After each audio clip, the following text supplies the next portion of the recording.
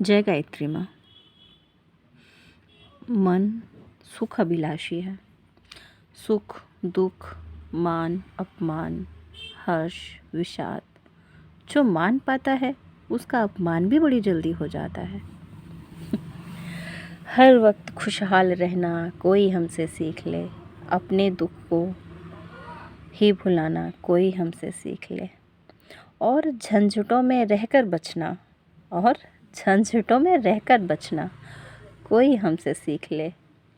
औरों की आंखों में आने के लिए हम हमेशा तत्पर रहे, पर आंख अपने से चुराना कोई हमसे सीख ले।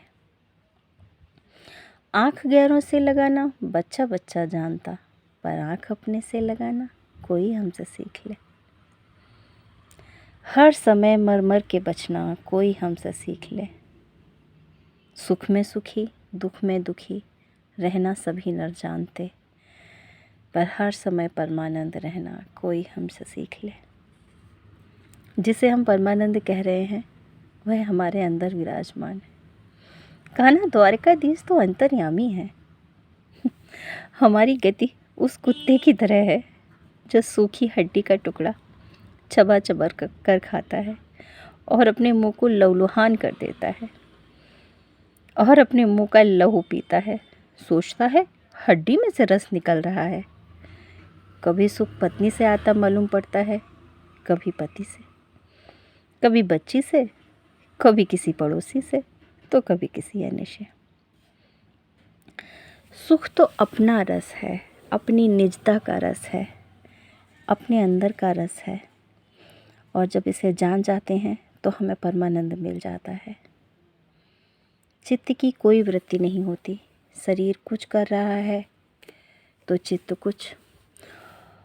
यह हमारे ऊपर नहीं है वृत्ति, हमें छोड़नी नहीं। छोड़ना तो किसी चीज़ को बुरी बात है, वह छूट जाए।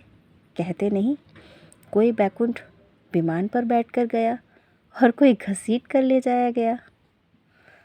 जैसे नारियल अपने घोंसले से स्वतः अलग हो जाता है, उसे कोई विवश नहीं करता, ऐसे ही जिसमें यह वृत्ति स्वतः आती है वही परमानंद को प्राप्त कर सकता है।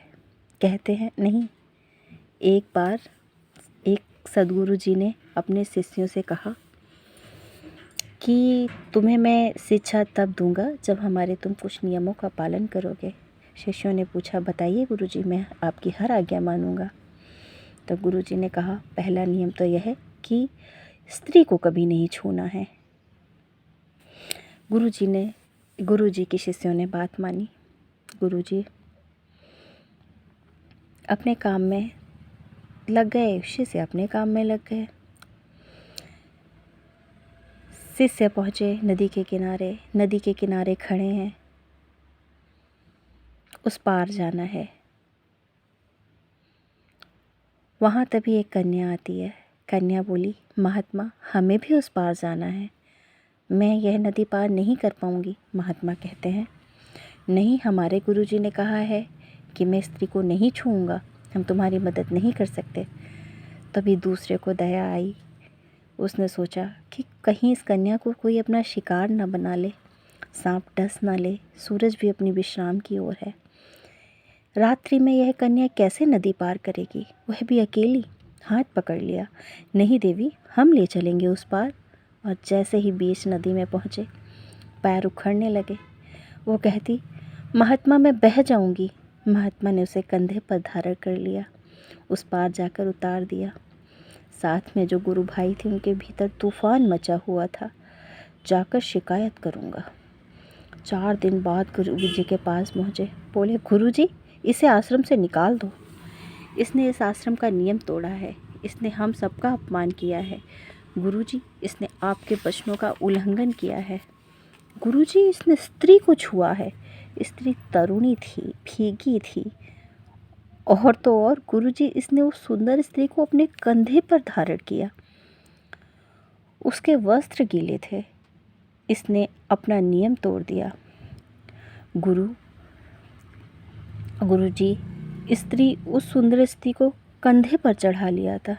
गुरुजी मुस्कुराए, बोले, उसने तो स्त्री को 4 दिन पहले ही उतार दिया था, तुम तो अभी तक लादे घूम रहे हो। चित्त की दशा भी उसके ऊपर निर्भर करती है। चित्त की दशा तो आदमी के मन पर है। हमें दुख चाहिए, दुख मिलेगा, सुख चाहिए, सुख मिलेगा। सब कुछ हमारे अंदर है।